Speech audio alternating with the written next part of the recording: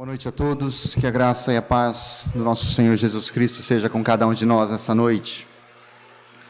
Nós estamos indo para o encerramento dessa nossa mini conferência, que está desenvolvendo esse tema, a mente de Cristo. E nós temos pensado desde ontem, pensamos hoje pela manhã, estamos caminhando para o nosso encerramento, uma mini conferência que também abre o retorno dos alunos da Charles Spurgeon, do Polo de Campo Grande. E nós temos esse desafio de encerrar hoje. Se ontem à noite nós iniciamos pensando sobre a mente de Cristo no Evangelho, e nós percebemos alguns aspectos da mente de Cristo no Evangelho, especialmente aqueles relacionados aos raciocínios, aos afetos e aos valores, e como a mente de Cristo deve fazer com que tudo isso seja reconectado em nossa experiência cristã. Hoje pela manhã nós avançamos, tentando encontrar a mente de Cristo nas Escrituras, e a expressão dessa mente através da mensagem do Evangelho, de Gênesis a Apocalipse, e o poder dessa mensagem, destruindo falsos raciocínios, ou, como diz o apóstolo Paulo, fortalezas que se levantam contra o conhecimento de Deus, e levando cativo todo pensamento a Cristo Jesus. Nessa noite nós temos o desafio de avançar um pouco mais e trabalhar com a mente de Cristo na igreja. E esse é o nosso tópico essa noite, pensar sobre a mente de Cristo na igreja. Em um primeiro momento no Evangelho, em um segundo momento nas Escrituras, mas hoje nós estamos aqui pensando o que significa a mente de Cristo na igreja do Senhor. E a grande ideia ou a grande mensagem que nós temos para meditar essa noite envolve reconhecer que quando a igreja ela se apropria da mente de Cristo, quando ela caminha no poder e no vigor da mente de Cristo, ela está refletindo o caráter de Deus, a glória de Deus, ela está sendo uma representante de Deus no mundo.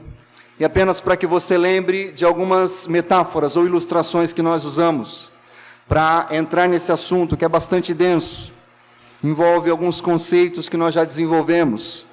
Nós falamos sobre alguns falsos dilemas, ou falsas dicotomias, ou coisas que nós queremos separar, escolher ou isso ou aquilo, quando na verdade nós precisamos das duas coisas. E ontem à noite nós falamos das duas asas do avião. Nós não temos que escolher entre a asa direita e a asa da esquerda. O nosso cristianismo precisa sim ser um cristianismo de verdade, vigoroso, com raciocínio, com doutrina, mas ele é também um cristianismo baseado na Bíblia, e a Bíblia valoriza profundamente os afetos, e Cristo é o Senhor dos nossos afetos. Hoje pela manhã nós avançamos um pouco mais e pensamos em um outro falso dilema. O que é melhor para você? O motor do avião ou o plano de voo? Se você tem um motor no avião, o avião funciona tranquilamente. Se você não tem, ele não serve para nada. Mas se você tem um motor e você não tem um plano de voo, a pergunta é, para onde nós iremos? E aquilo também não vai adiantar muito, você estará entrando em um outro problema.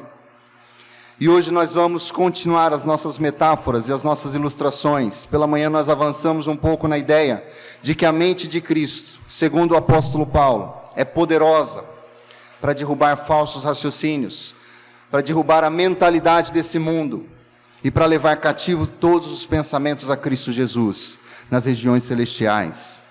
Mas hoje eu gostaria de retomar tudo isso que nós já estamos desenvolvendo, pensando na mente de Cristo, na igreja, em um primeiro momento como um refúgio, em um segundo momento como uma fortaleza, e em um terceiro momento como um prenúncio, o anúncio daquilo que virá ainda no futuro, um refúgio, uma fortaleza e um prenúncio. Nós vamos pensar nessas três dimensões da mente de Cristo na igreja. E nesse primeiro momento, considerando a mente de Cristo na igreja, quando a igreja se apropria e quando ela reflete a mente de Cristo, ela se comporta como um refúgio, um local que pode acolher e abrigar aqueles que estão fugindo da ira vindoura, do desespero da vida sem Deus e dessa mente fragmentada que nós falamos desde ontem. Eu gostaria apenas de ilustrar isso. Quero que você considere como nós somos felizes quando encontramos algum tipo de refúgio. E há poucos dias, há pouco tempo atrás, nós estávamos vendo o caso daqueles brasileiros que estavam na China, vendo um surto, uma epidemia de coronavírus. E eles estavam solicitando para que o nosso país fizesse com que fosse possível para que eles fossem resgatados daquele ambiente, daquele local. E esse avião de resgate entrou em ação e essas pessoas receberam esse alívio de sair de um local hostil, de um ambiente em que eles estavam correndo risco. E esse avião de resgate com esses repatriados da China, em virtude do coronavírus, é uma ilustração bastante interessante para que nós consideremos que a mente de Cristo se expressa na igreja por meio de uma atitude de oferecer refúgio. A mente de Cristo se expressa na natureza redentiva da igreja. Eu gostaria que você abrisse comigo Lucas, capítulo 19.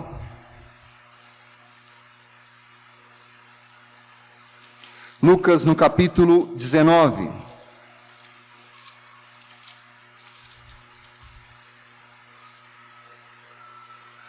O verso 10. Lucas 19, o verso de número 10.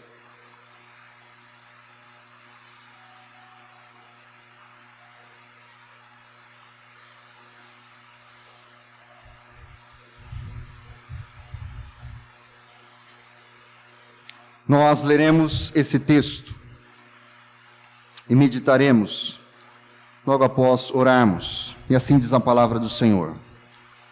Porque o Filho do Homem veio buscar e salvar o que se havia perdido. Oremos mais uma vez. Pai bendito, nós estamos diante da Tua palavra. Nós temos esse tema para desenvolver essa noite, para considerar essa noite. Em nós mesmos, como nós já dissemos e declaramos desde ontem, nós não temos condições. Nós carecemos do Teu Santo Espírito. Nós precisamos do auxílio do Senhor. Nós precisamos da iluminação do Teu Santo Espírito nos conduzindo em toda a Tua verdade.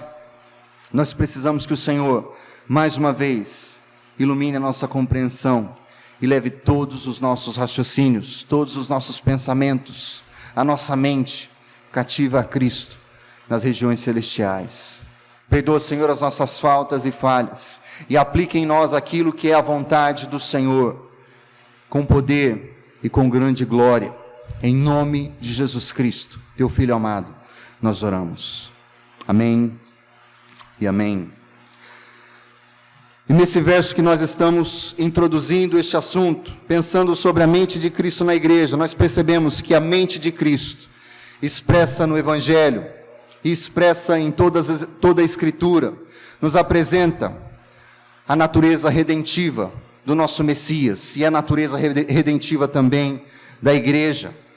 E a igreja demonstra que ela veio resgatar aquilo que estava perdido, porque ela está junto com Cristo, participando deste grande ministério. E eu quero que você pense comigo que nós não estamos falando de um Cristo que veio por acidente, mas isso faz parte do plano eterno do nosso Deus e de tudo aquilo que foi desenvolvido desde a eternidade. Deus já intentava salvar, resgatar pecadores. E nós vamos passar por uma série de versos essa noite. Eu quero que você tenha um pouco de paciência e caminhe junto comigo. Mas a primeira coisa que eu quero que você tenha em mente neste momento é que a mente de Cristo, desde a eternidade, visava resgatar e salvar pecadores. E isso molda a natureza da igreja. Quando a igreja tem a mente de Cristo, ela se apresenta como um refúgio para aqueles que precisam de resgate, de redenção e de salvação. Mas agora, nesse primeiro momento, nós vamos apenas meditar nisso. Essa era a mentalidade do Senhor, esse era o desejo do Senhor desde toda a eternidade. Caminhe comigo para 2 Timóteo, capítulo 1.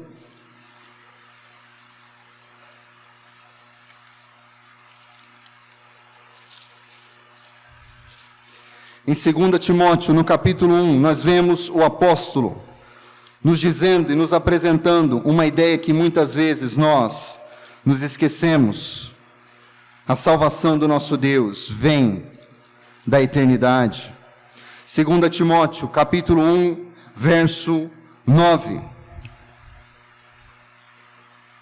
Ele nos salvou e nos chamou com uma santa vocação, não por causa das nossas obras, mas devido ao seu propósito e à graça que nos foi concedida em Cristo Jesus, antes dos tempos eternos. Se você presta atenção neste verso e raciocina sobre ele, você vai perceber que o amor de Deus, ele é um grande refúgio para todos nós, porque ele nunca acaba, porque ele jamais começou. O amor de Deus vem de toda a eternidade pelo seu povo e pelos seus eleitos. Mas esse mesmo Cristo e essa mesma mentalidade de salvação e de resgate que nós encontramos aqui nesse verso, está em operação desde antes da fundação do mundo. Avance comigo para Apocalipse, no capítulo 13, verso 8.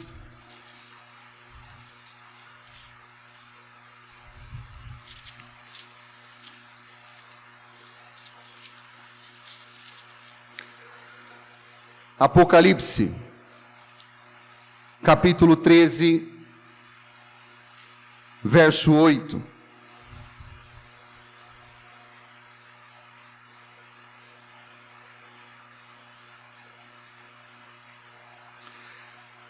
Todos os habitantes da terra a adorarão, aqueles cujos nomes não estão escritos no livro do Cordeiro, que foi morto desde a fundação do mundo. E nós percebemos aqui que aquilo que diferencia os que pertencem ao Senhor, aqueles que servem ao Senhor daqueles que não servem, é que eles estão conectados ao Senhor e ligados a Cristo, e ligados a uma obra de redenção, que não foi iniciada quando o homem pecou, mas já estava na mente de Deus e no desejo do Senhor, em trazer por meio do sacrifício de Cristo, pecadores para si. E considerando esse ponto inicial, pensando um pouco a respeito daquilo que nós já ouvimos ontem e hoje pela manhã, nós precisamos fazer algumas aplicações e algumas considerações a respeito disso. E o primeiro ponto que nós temos que considerar é que se a mente do homem se obscureceu, e se todos nós enfrentamos esse grande desafio, que é sermos pecadores que precisam de redenção, e mesmo sendo pecadores alcançados por essa graça, nós ainda carecemos do mesmo Cristo, da mesma obra salvadora e da mesma redenção. Nós temos uma certeza: Deus nos deu a mente de Cristo, revelada no Evangelho. Deus fala por meio do Evangelho, e por isso muitos de nós aqui essa noite temos uma nova mente e um novo coração. A mente de Cristo, a mente do nosso Deus, visava o resgate e a salvação de pecadores por meio da morte do Cordeiro. E essa mente de Cristo foi colocada em nós e implantada em nós por meio da mensagem do Evangelho. O homem natural muitas vezes quer as bênçãos de Deus, sem ter o próprio Deus.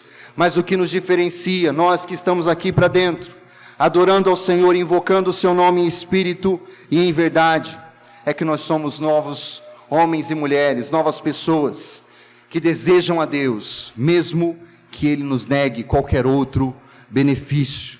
Nós queremos o próprio Deus, e isso vem do próprio Senhor. Essa é a mente de Cristo implantada em nós, e nós vemos isso muitas vezes nas Escrituras, em diversas passagens. Nós podemos olhar para o salmista dizendo: o teu amor é melhor do que a vida.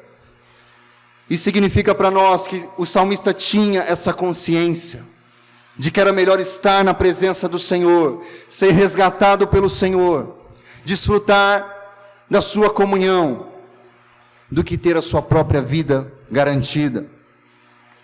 Nós vemos o salmista em desespero diante do seu pecado, e a grande preocupação do salmista, de Davi, não é a vergonha do seu pecado, mas ele clama ao Senhor no Salmo 51, não afaste de mim o teu espírito, não removas de mim o teu espírito. Essa é a preocupação daquele que encontrou refúgio no Senhor. E mais ainda, eu gostaria que você voltasse um pouco a sua Bíblia para João, no capítulo 6, onde nós temos a fala de Pedro. Sendo desafiado pelo Senhor, ele faz uma confissão que deve ser a de todos nós, mesmo nos piores momentos e mesmo nas mais profundas angústias. João 6, verso 67 e 68. Então Jesus perguntou aos 12: vós também quereis retirar-vos? Simão Pedro respondeu-lhe: Senhor, para quem iremos? Tu tens as palavras de vida eterna. E essa é uma grande realidade para todo aquele que nasceu do Espírito e recebeu a mente de Cristo. E como o Filho foi enviado pelo Pai, nós agora, como igreja do Senhor, que recebemos essa nova mentalidade, que nos abrigamos em Cristo, também somos enviados por Ele. Avance mais um pouco para João no capítulo 20.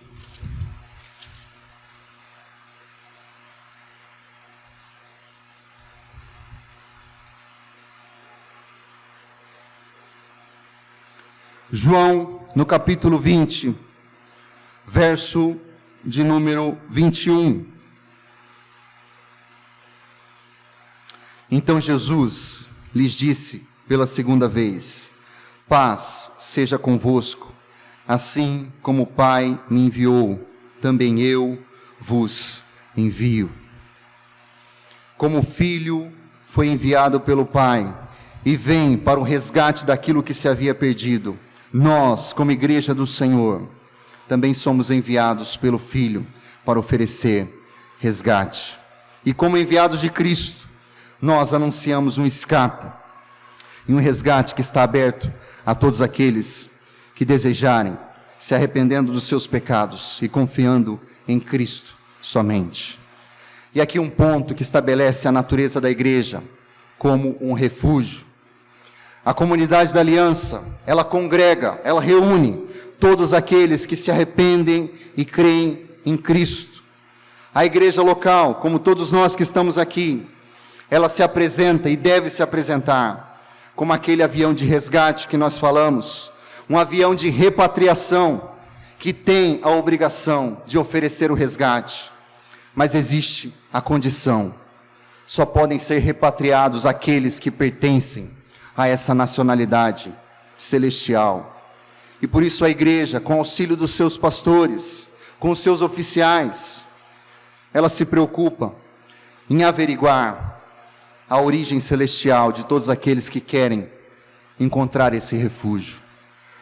E a grande questão para nós é: qual é a veracidade da nossa confissão?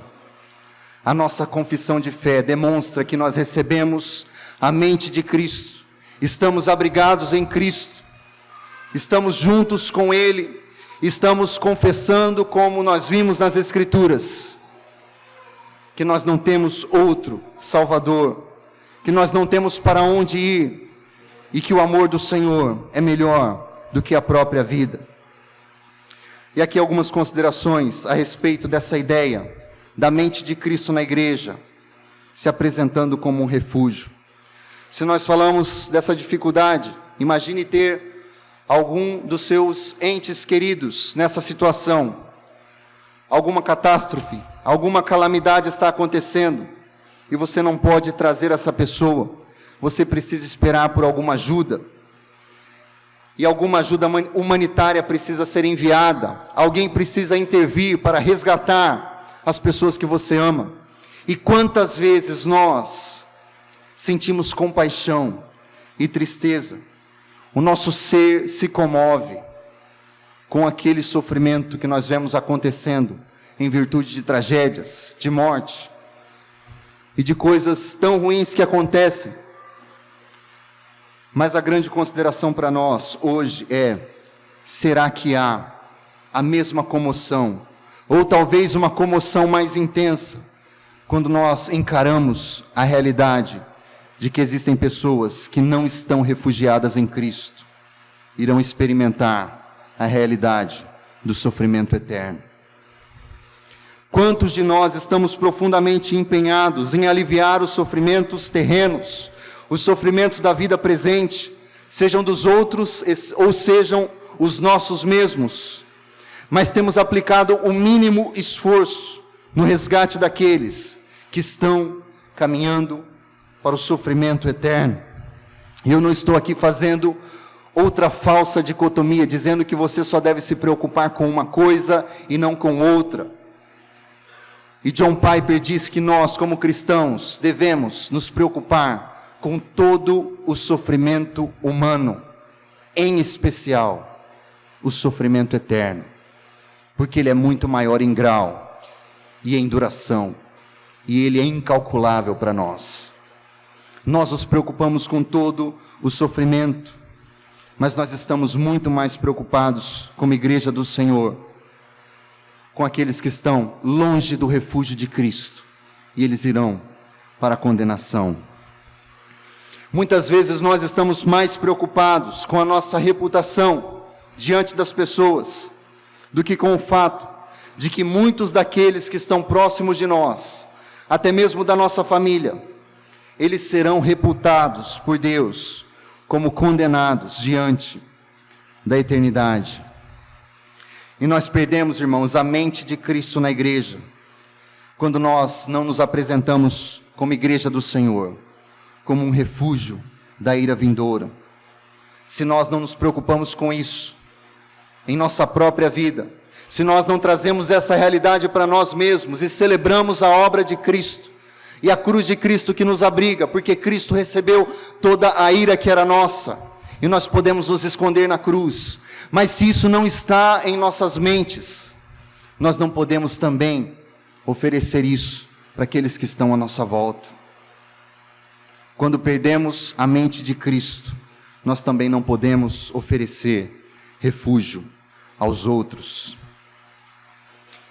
Mas um segundo ponto para nós considerarmos essa noite, é que a mente de Cristo na igreja se apresenta não apenas como um refúgio, mas também como uma fortaleza.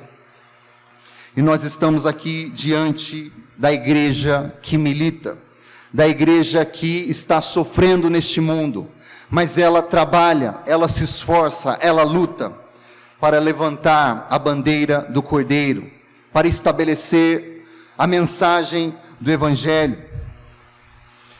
E para que você entenda o que nós queremos dizer com essa fortaleza, muitas vezes pensamos na fortaleza como aquilo que nós usamos para nos esconder de ataques inimigos, mas não é essa a imagem que nós podemos extrair da mente de Cristo na igreja do Senhor.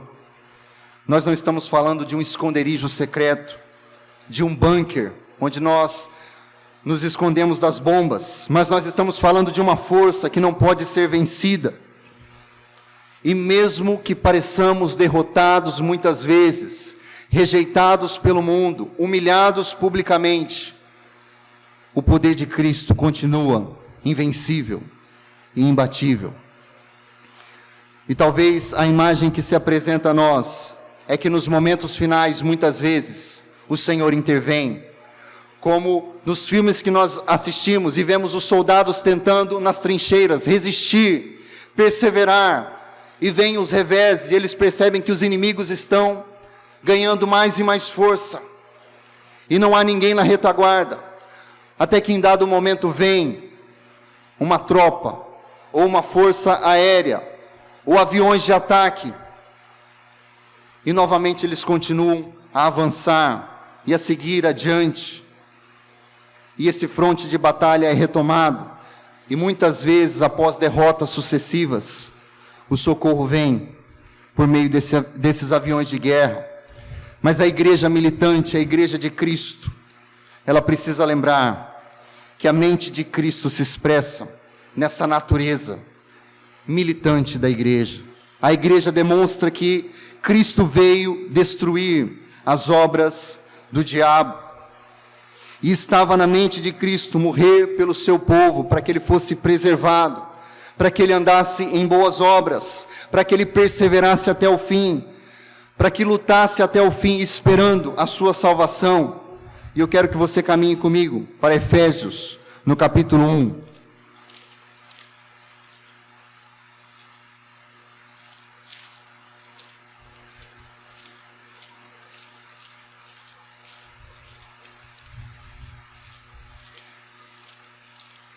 Em Efésios, no capítulo 1, no verso 4, nós temos a mente de Cristo mais uma vez, vindo desde toda a eternidade, mas nos separando, nos preservando e nos preparando para sermos irrepreensíveis, não retrocedendo em momento algum, como também nos elegeu nele antes da fundação do mundo, para sermos santos e irrepreensíveis diante dele, em amor. Nós temos aqui um Cristo que morre pelo seu povo eleito na eternidade, para que ele seja preservado, para que ele seja santo, para que ele persevere em boas obras. E avance mais um pouco novamente para o livro de Apocalipse. No capítulo 2, verso 10, nós temos o grande desafio da vida cristã.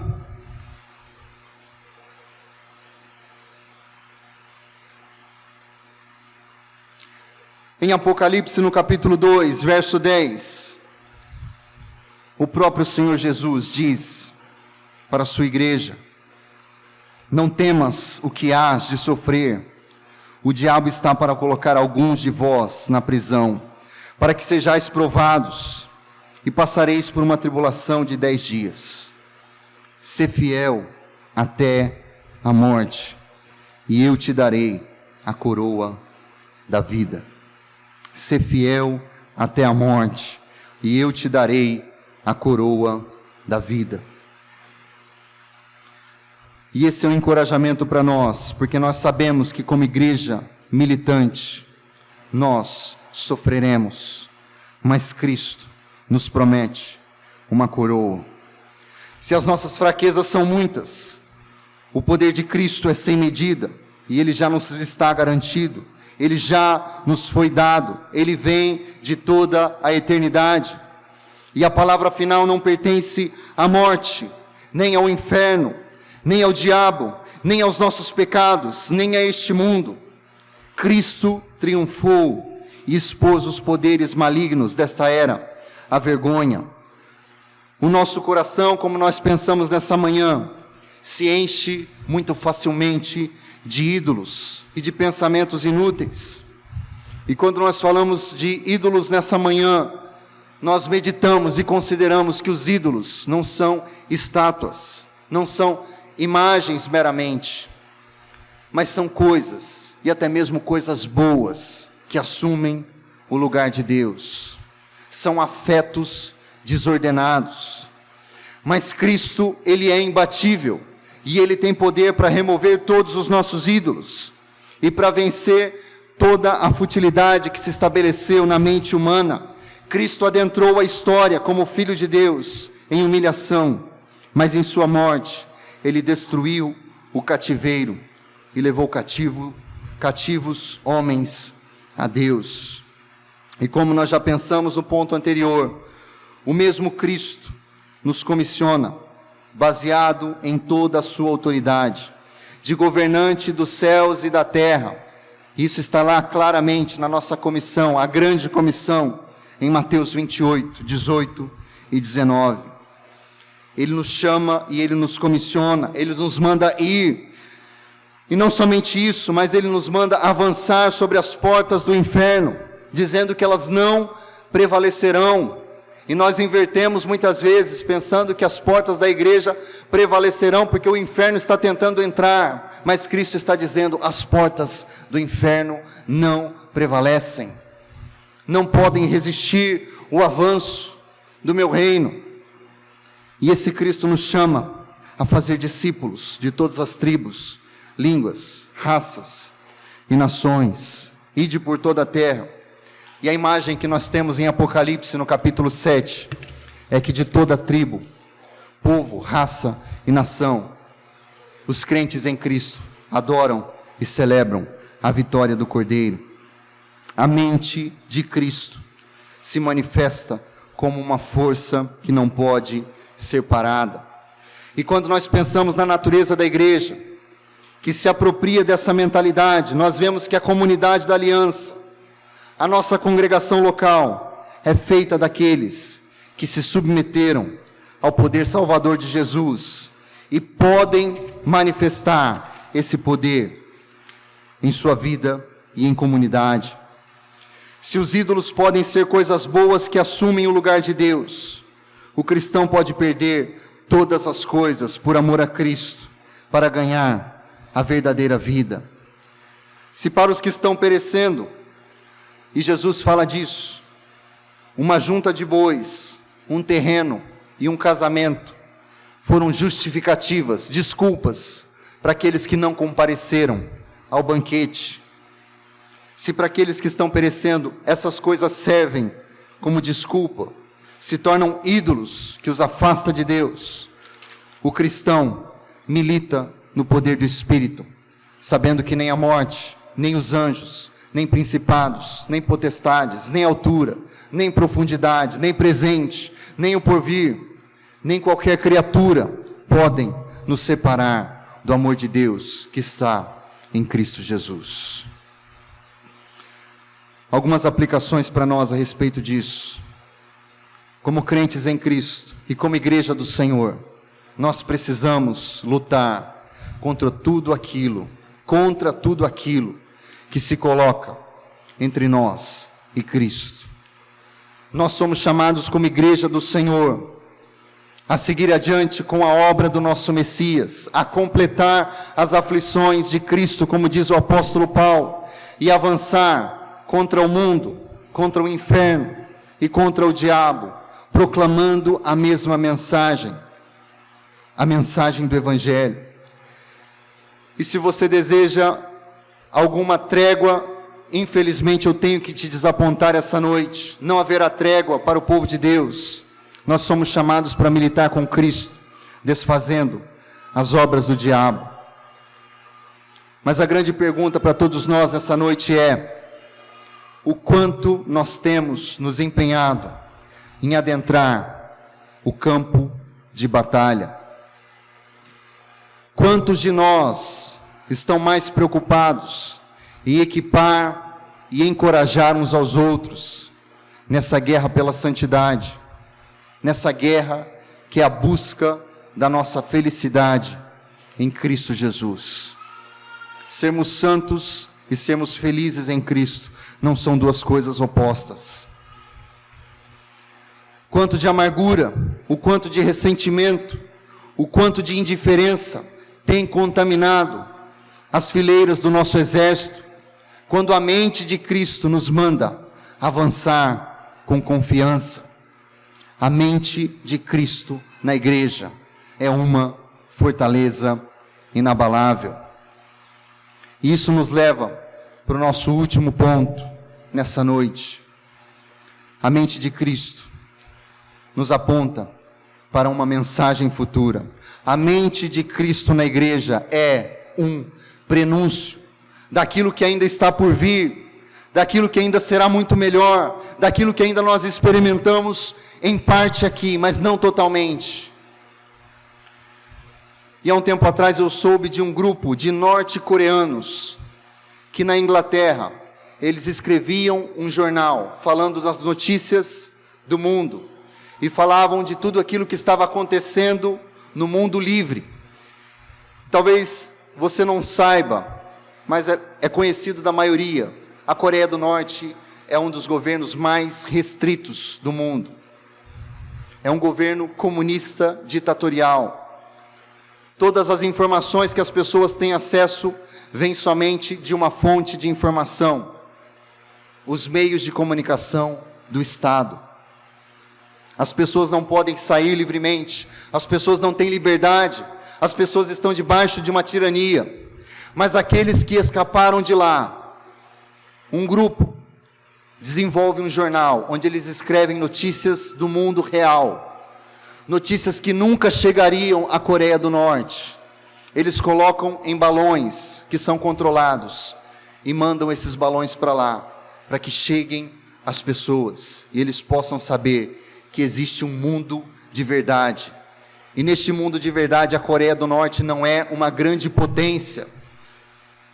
Neste mundo de verdade, as pessoas são livres, elas podem empreender, elas podem andar de um lado para o outro, elas são livres para fazer negócios, comércios, para prosperar.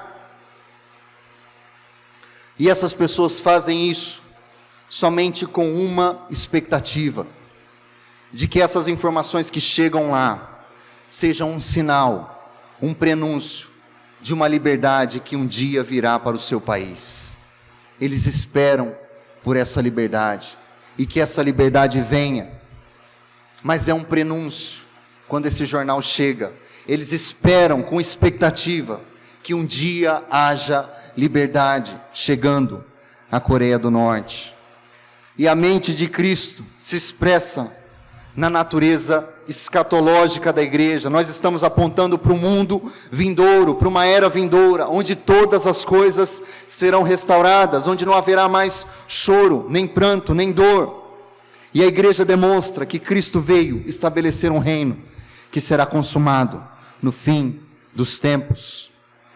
Acompanhe comigo em Mateus, no capítulo 25.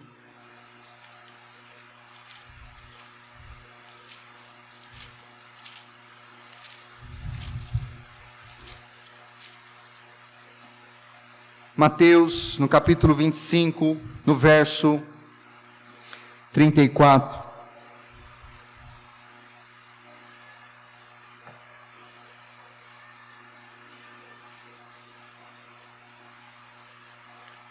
E assim diz a palavra do Senhor: então o rei dirá aos que estiverem à sua direita: vinde, benditos de meu Pai, possuí por herança o reino que vos está preparado desde a fundação do mundo.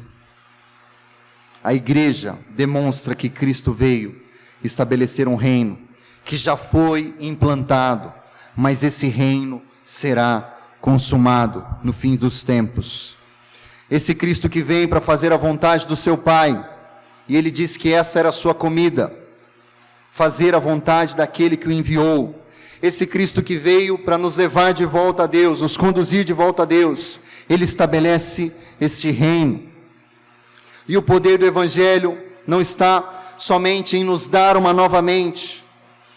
O poder do Evangelho não está somente na quebra dos ídolos que há em nossos corações, em rejeitar as mentiras de Satanás que muitas vezes nós nos apegamos, mas o poder do Evangelho nos leva a experimentar a vontade plena de Deus para a sua criação.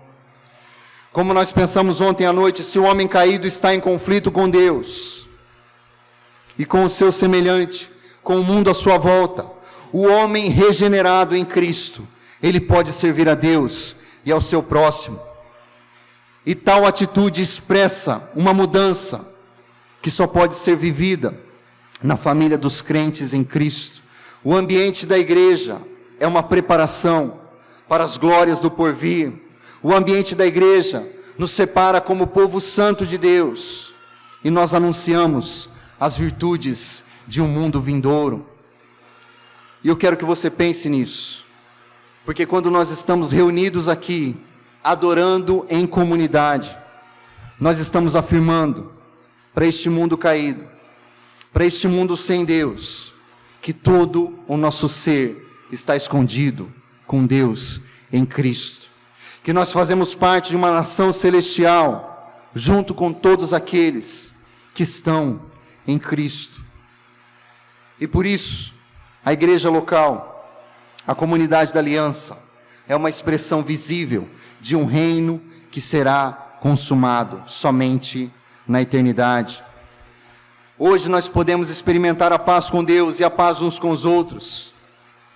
Nós recebemos o poder do Espírito e nós já combatemos o pecado e rejeitamos ele diariamente. Mas nós estamos esperando o dia em que o Senhor fará novas todas as coisas.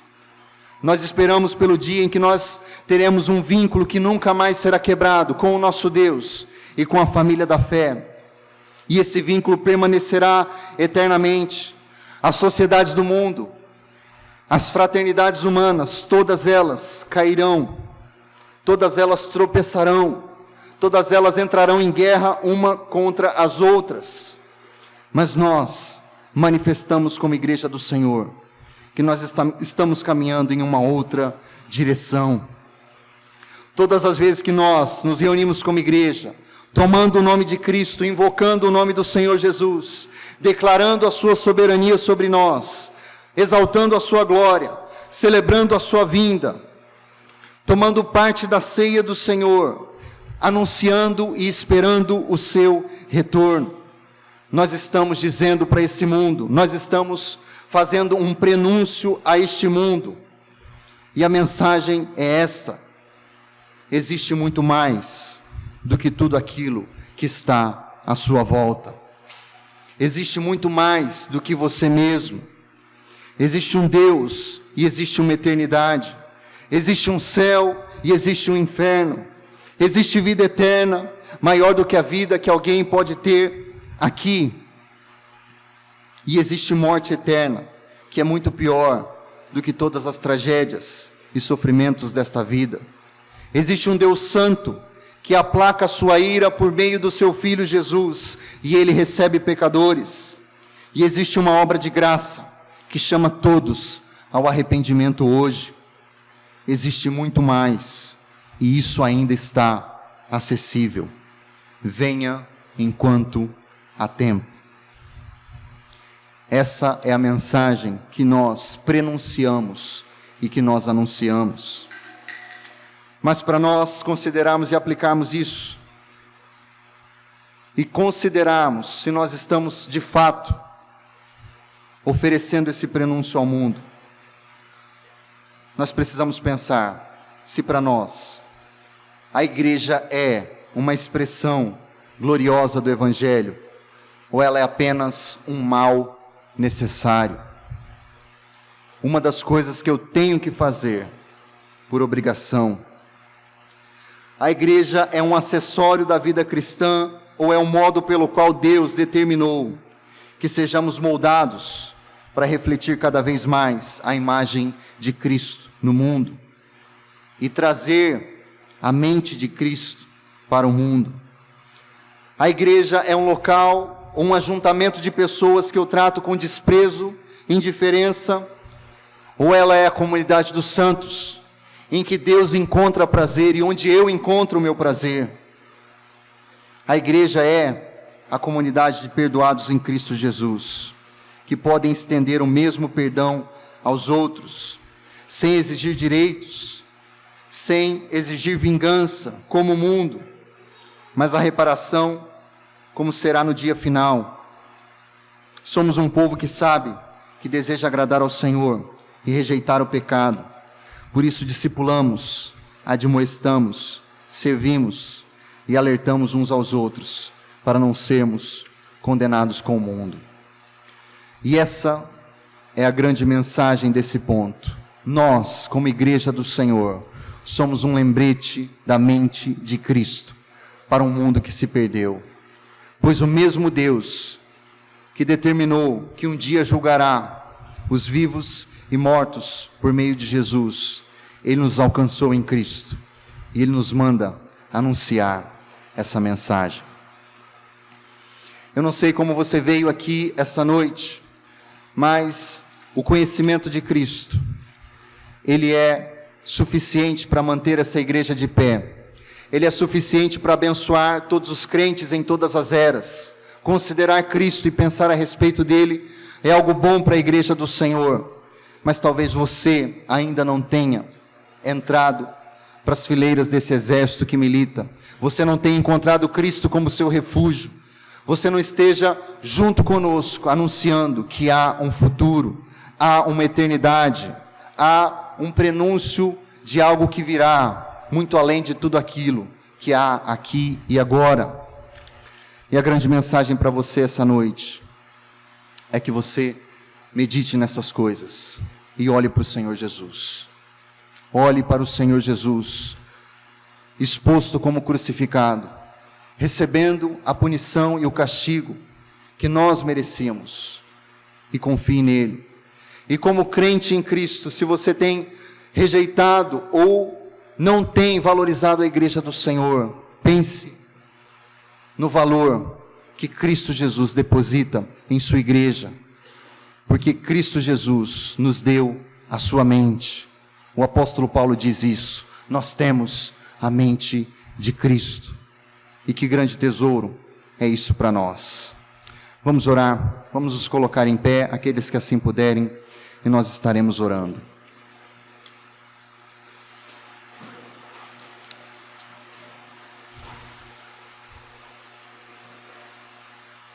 Pai celestial e Deus bendito, nós tomamos o nome de Cristo Jesus nosso Senhor, e nós queremos suplicar que esta igreja e que todo o teu povo, ó Deus, espalhado por toda a terra, seja um reflexo da mente de Cristo, revelada no Evangelho.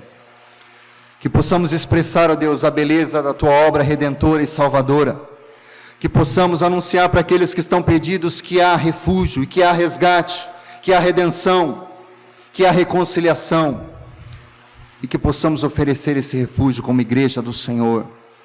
Mas que também, ó Deus, não percamos de vista que nós estamos neste mundo, mesmo sendo o teu povo, propriedade do Senhor, a menina dos teus olhos, nós estamos aqui militando, e nós sofreremos como nosso mestre sofreu.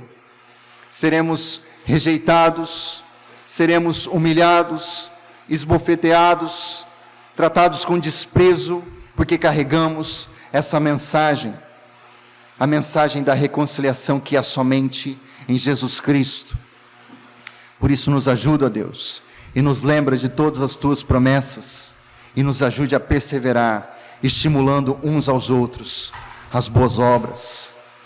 Mas também, Senhor, permita que nós, reunindo aqui, domingo após domingo, em todos os nossos cultos públicos, possamos anunciar que há muito mais do que aquilo que nós vemos e vivemos aqui, que há uma eternidade que será experimentada contigo, ou longe do Senhor e debaixo da tua ira, para aqueles que não experimentaram o perdão em Cristo. Nos ajuda, Santo Deus, porque nós não somos aptos para isso muitas vezes. Nós negligenciamos os nossos privilégios e as nossas responsabilidades. Tem misericórdia de nós e nos ajuda, Deus, a experimentar cada vez mais dessas virtudes que nós anunciamos, da santidade que pertence ao teu povo, da vida em Cristo que é transformada, renovada, e que o Senhor se manifeste cada vez mais em nosso meio e em nossas vidas.